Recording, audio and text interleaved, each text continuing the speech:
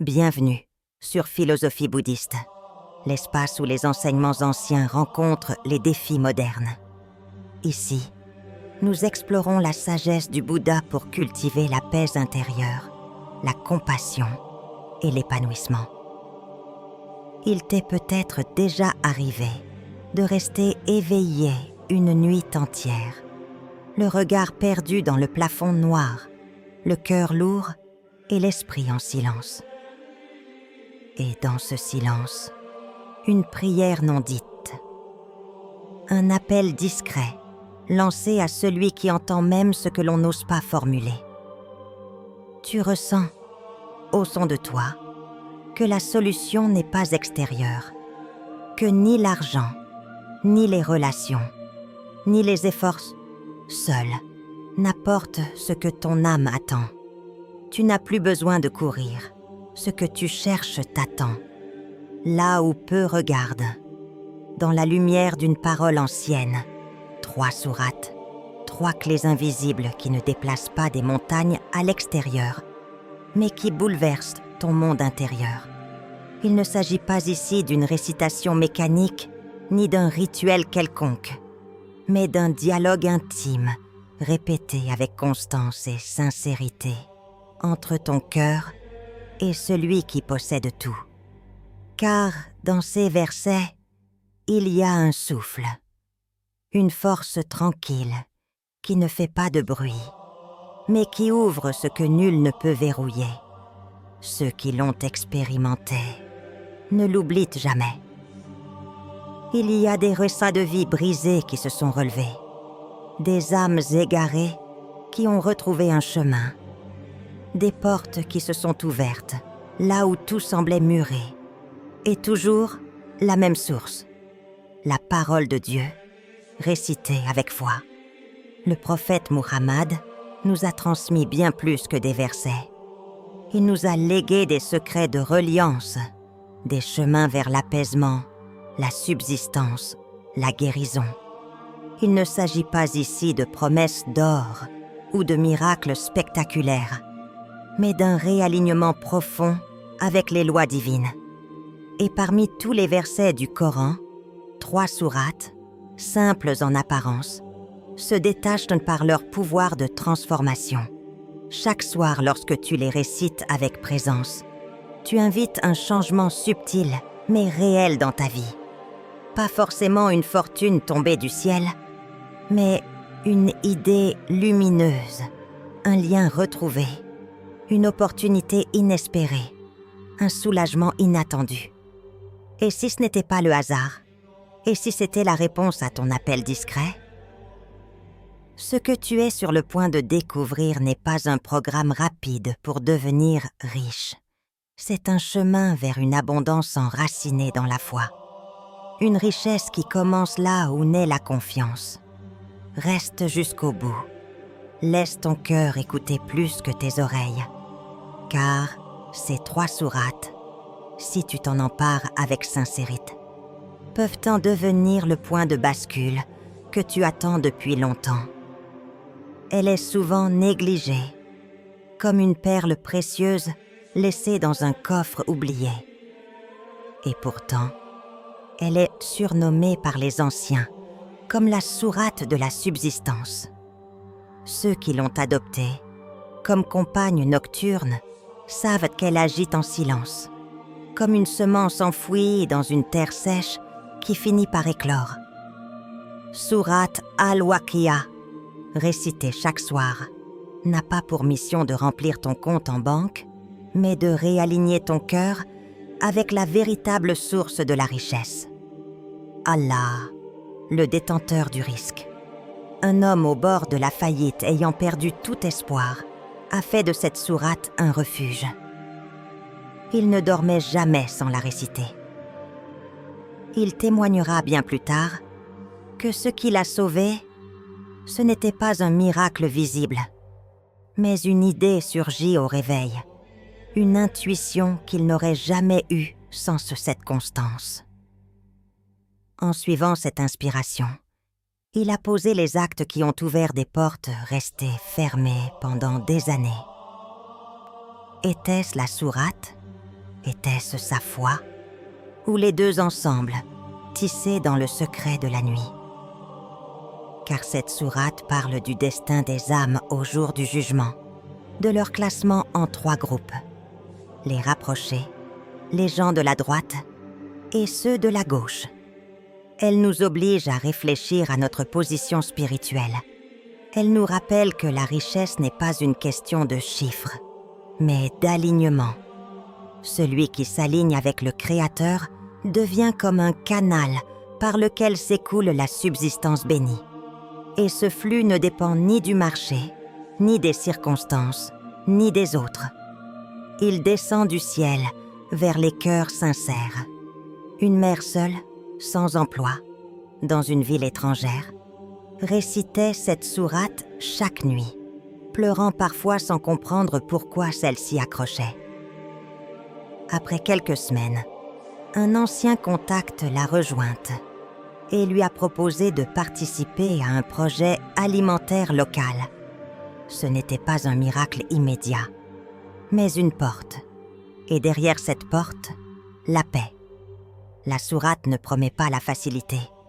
Elle promet une transformation. Récitée avec foi, elle devient un appel silencieux qui monte vers le ciel, et parfois le ciel répond.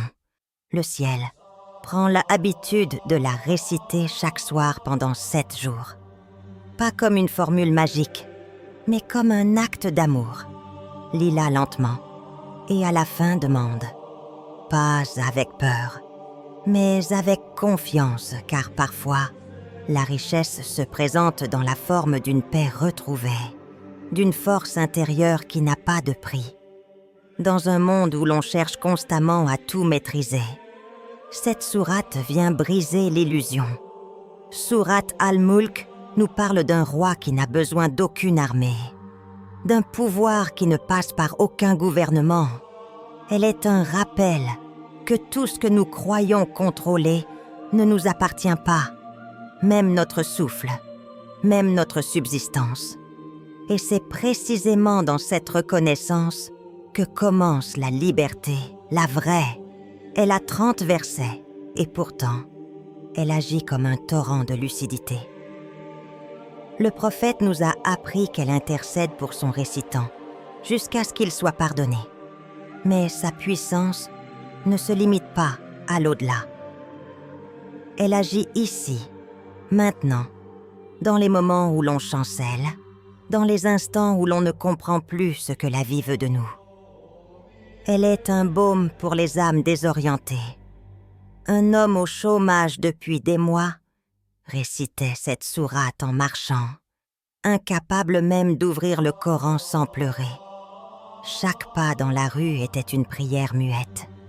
Il récitait Al-Mulk dans son cœur, non pas pour obtenir un travail, mais pour ne pas sombrer dans le désespoir. Et c'est là que la sourate agit. Elle guérit d'abord l'intérieur, et peu après, un appel inattendu, une proposition d'emploi dans son domaine, mieux rémunéré, plus stable. Était-ce un hasard?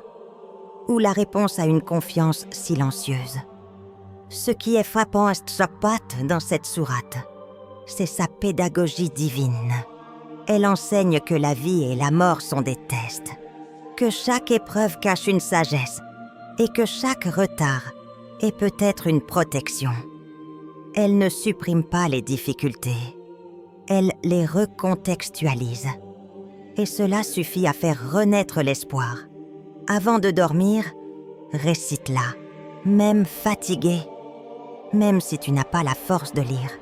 Écoute-la, laisse-la habiter ton cœur.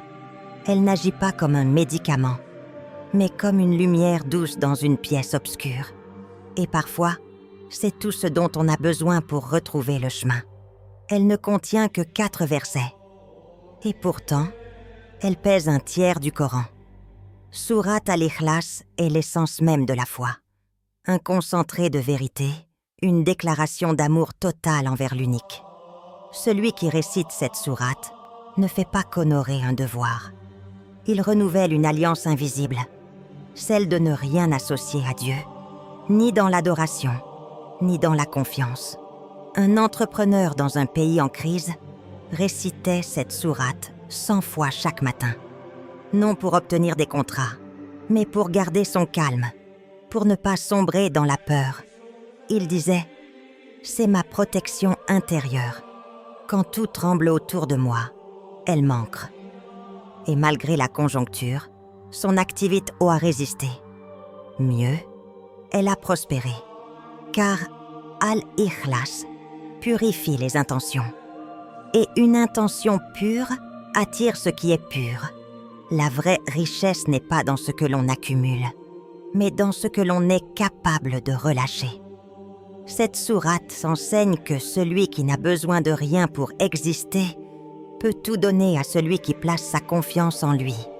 Récitée avec amour, elle devient un bouclier contre l'insécurité intérieure. Et cette sécurité, aucune somme d'argent ne peut l'acheter. Récite-la le matin, le soir, dans l'attente, dans l'action. Dis-la avec le cœur, pas seulement avec la bouche. Laisse sa simplicité te guérir des complications inutiles. Car parfois, ce n'est pas plus d'argent qu'il faut, mais moins de peur, moins de confusion, moins d'attachement. Et c'est là que cette sourate agit, discrètement, mais puissamment. Alors, si ton cœur te le permet, commence ce soir. Récite ces 3 sourates, non par routine, mais par conviction. Non pour obtenir, mais pour t'ouvrir. Et observe comment le ciel répond toujours à celui qui appelle avec sincérité. Reviens dans 7 jours. Raconte ton expérience. Ton témoignage peut être la lumière de quelqu'un d'autre. Commence ce soir. Écris-le dans les commentaires. Je commence aujourd'hui. Et laisse Allah écrire la suite. Il y a des choses qui ne s'expliquent pas avec des chiffres. Des événements qui défient toute logique humaine. Des portes qui s'ouvrent sans qu'on les touche. Des situations qui s'améliorent sans effort apparent. C'est dans ces instants que se révèle une dimension oubliée. Celle de la baraka. Une bénédiction invisible, silencieuse, mais réelle. Quand elle entre dans une vie, même une petite chose devient suffisante. Et sans elle, même une grande richesse peut se vider en silence. On croit parfois que la prospérité ne peut venir que par des moyens tangibles. Un salaire, un contrat, une stratégie. Mais les sages te diront que la vraie abondance est un effet, pas une cause. Et sa cause, c'est l'état du cœur. Un cœur connecté, sincère, reconnaissant, capable de recevoir plus que ce que les mains peuvent porter. Il y avait un homme simple, presque pauvre aux yeux du monde. Pourtant, chaque semaine, il réservait une part de son modeste revenu pour nourrir un orphelin du village. Il ne l'annonçait pas. Il ne cherchait pas de retour. Mais ses besoins étaient toujours comblés. Quand on lui demandait comment il faisait, il répondait « Je donne, et Allah me donne. » La baraka ne se mesure pas, elle se reconnaît. Par la paix dans le cœur, par la fluidité des choses, par le sentiment d'être soutenu. Et cela naît dans l'invisible, dans les intentions, dans les gestes discrets, dans la gratitude sincère. C'est pourquoi certains vivent mieux avec peu, alors que d'autres se noquaient dans l'abondance. Il ne s'agit pas de quantité, il s'agit de qualité divine. Dans le Coran, Allah dit clairement « Si vous êtes reconnaissant, je vous accorderai davantage. » Ibrahim 14, 7. Ce n'est pas une promesse vide, c'est une loi spirituelle. Plus tu vois le bien, plus il se multiplie. Plus tu partages, plus tu reçois. Et souvent, les plus grandes transformations viennent des actes les plus discrets. Prends un moment aujourd'hui pour observer. Quelles sont les sources invisibles de ta subsistance? Qui t'a aidé sans le dire? Quel bien t'est venu sans que tu le mérites? Remercie, même silencieusement. Et engage-toi à poser toi aussi des gestes qui libèrent la bénédiction. Nourrir, pardonner, prier, aimer sans condition. Ce sont les vraies semences de Sabihan, de l'abondance. Ce n'est pas le cri qui est entendu, c'est la persistance du murmure. Dans la vie des prophètes, un point revient toujours, la constance. Ils ont tous connu des temps de silence, d'incompréhension, d'attente longue. Et pourtant, ils n'ont jamais abandonné. Ils ont répété, jour après jour, les mêmes gestes, les mêmes invocations, les mêmes espoirs, car ils savaient que les fruits les plus profonds poussent lentement. Ceux qui vivent un changement véritable dans leur vie spirituelle ont compris cette loi. Ce n'est pas la quantité qui compte, ni même l'intensité ponctuelle. C'est la continuité. Une sourate récitée une fois peut apaiser. Mais récitée chaque nuit pendant un mois, elle transforme. Ce que tu fais aujourd'hui avec sincérité laisse une trace. Peut-être pas visible toute de suite, mais réelle. Il y avait une jeune femme qui récitait ces 3 sourates chaque soir depuis plus de 2 ans. Elle n'en attendait plus rien. Mais elle disait « Je ne peux plus dormir sans. C'est comme respirer. » Un jour, un enchaînement improbable d'événements lui a permis de concrétiser un projet qu'elle portait depuis des années. Ce n'était pas la récitation seule qui avait provoqué ce changement. C'était la constance, cette fidélité silencieuse que Dieu aime tant. La constance est un acte d'amour. C'est dire à Dieu « Je reste, même quand je ne ressens rien. » C'est prier même fatigué, lire même distrait, revenir même après un échec. Et c'est cela qui ouvre les portes. Non pas seulement parce qu'il répond, mais parce qu'il transforme ton cœur pour qu'il devienne capable de recevoir. Car parfois, la clé est prête, mais la serrure n'est pas encore polie. Si tu veux voir la bénédiction descendre, deviens une âme constante. Ne récite pas pour cocher une case, récite pour rester en lien. Chaque nuit, fais-le comme si c'était la première, ou la dernière. Et si un soir tu oublies, reprends le lendemain. Ne romps pas le fil, car c'est ce fil tissé jour après jour qui finit par te relier à l'invisible. Beaucoup prient quand tout va mal, mais rares sont ceux qui continuent à prier quand rien ne change.